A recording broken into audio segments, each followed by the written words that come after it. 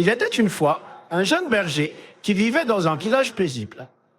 Plusieurs habitants possédaient des moutons et c'était le garçon qui avait la tâche de s'en occuper. Les moutons avaient un rôle important. Ils procuraient de la nourriture et de la laine à leurs propriétaires. Les villageois faisaient totalement confiance au jeune homme. Chaque jour, le garçon mangeait son déjeuner, embrassait ses parents, puis menait le troupeau dans un champ débordant d'herbes vertes. Il surveillait les moutons et s'assurait qu'ils ne manquent de rien. Le jeune berger prenait ses responsabilités très à cœur. Dans le champ, les moutons devaient sous le regard attentif du jeune homme. Ce dernier surveillait aussi la présence de loups, puisqu'ils étaient réputés pour manger les moutons. S'il apercevait un loup, le berger devait crier pour que les villageois viennent le chasser. Mais le garçon n'en avait encore jamais vu. Jour après jour, le garçon veillait sur les moutons. Mais ils étaient ennuyants. Ils ne faisaient que manger, dormir et manger encore. Le berger se balançait aux branches d'arbres, grimpait sur des rochers et pourchassait les agneaux pour combattre sa monotonie. Mais il se lassait rapidement. Un jour, le berger eut une idée pour se distraire. Il allait jouer un tour aux villageois. Et s'il leur faisait croire qu'il y avait un loup dans le champ, ce serait beaucoup plus amusant que de regarder des moutons à longueur de journée. Il grimpa dans un arbre et se mit à crier « Oh loup! Oh loup! Un loup pourchasse mes moutons !» Tous les habitants du village entendirent son cri. Les fermiers, le boulanger et les marchands laissèrent tomber leurs occupations et accoururent dans le champ aussi rapidement que possible. Ils devaient chasser le loup avant qu'il ne se prenne à un mouton. Lorsqu'ils arrivèrent, il n'y avait aucun loup en vue et les moutons broutaient de l'herbe péniblement. Les villageois étaient perplexes. Que se passait-il? Soudain, tout le monde se tourna vers le garçon qui riait aux larmes au pied de l'arbre. « Vous êtes tombé dans le panneau !» dit le berger. « Quelle bonne blague !» Mais aucun des villageois n'avait le cœur à rire. Ils avaient tout abandonné pour se précipiter dans le champ pour rien.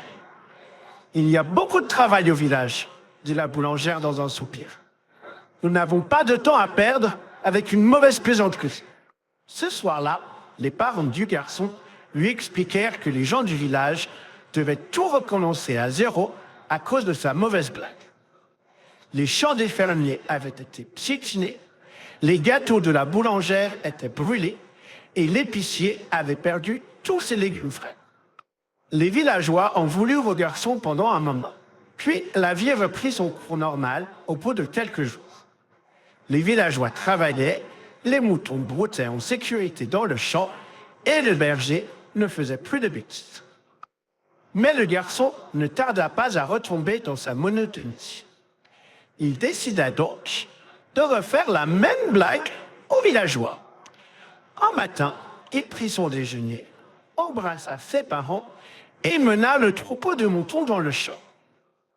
Une fois qu'ils furent bien installés, le garçon mit ses mains autour de la bouche et cria « Oh non! Oh non! Allons pour chasser les moutons !» Une fois de plus, les villageois laissèrent tout tomber et accoururent dans le champ. Mais à leur arrivée, ils ne virent pas de loup.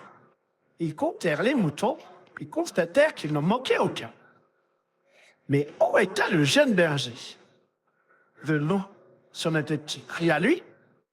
Soudain, les villageois entendirent du bruit derrière un rocher. C'était le garçon qui riait si fort que des larmes coulaient sur son visage. « Il vous est encore ri !» dit-il. Tout le monde soupira et s'en retourna au village. Ce soir-là, les parents du garçon le sermonnèrent à nouveau et l'envoyèrent au lit le ventre vide. Le berger avait des remords et s'engagea à ne plus jamais recommencer.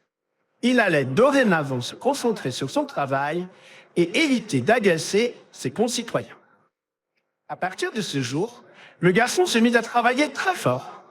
Il dirigeait les moutons dans le champ, les regardait brouter et surveillait la présence de l'eau. Il était sérieux et ne ressentait plus le besoin de se distraire. Un jour, le garçon trouva que les moutons agissaient étrangement. Les béliers avançaient nerveusement dans le champ en bêlant bruyamment, tandis que les brebis et les agneaux s'étaient regroupés en cercle. Soudain, le berger aperçut quelque chose du coin de l'œil. Il se retourna rapidement et vit une silhouette sombre passer derrière un rocher. « Qu'est-ce que c'était ?» se demanda le garçon. C'était énorme. Soudain, la créature surgit de derrière le rocher. C'était un loup et il se dirigeait tout droit vers les moutons. Le garçon eut à peine le temps de cligner des yeux que le loup attrapa un mouton dans sa gueule et l'avala tout rond. Puis il se précipita à nouveau vers le troupeau et en agrippa un autre. Le berger était terrifié. « Oh non !» cria-t-il. « Oh non ! Vite ! Il y a un loup ! Aïe !» Au village, les cris du berger retentirent dans les rues. « Que se passe-t-il » demanda un villageois. « C'est seulement le berger qui nous joue un tour » répondit la boulangère. « N'y fais pas attention, il finira par cesser de crier. » Comme les villageois pensèrent qu'il s'agissait à nouveau d'un mauvais tour, personne n'accourut à son aide. Les fermiers continuèrent à travailler dans les champs, la boulangère ne s'arrêta pas de pétrir sa pâte, et l'épicier resta dans son commerce.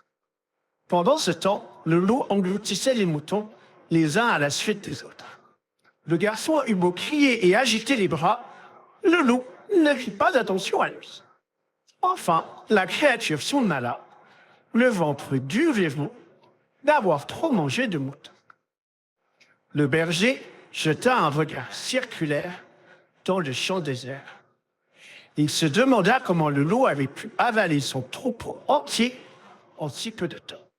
Pourquoi les villageois n'étaient-ils pas venus l'aider à chasser le loup? Le berger rentra tristement au village. Il avait du mal à croire qu'il avait perdu tous ses moutons, et tout ça par sa faute. Il n'allait plus jamais jouer de mauvais tours aux villageois. Le garçon avait appris sa leçon. Personne ne croit un menteur, même lorsqu'il dit la vérité.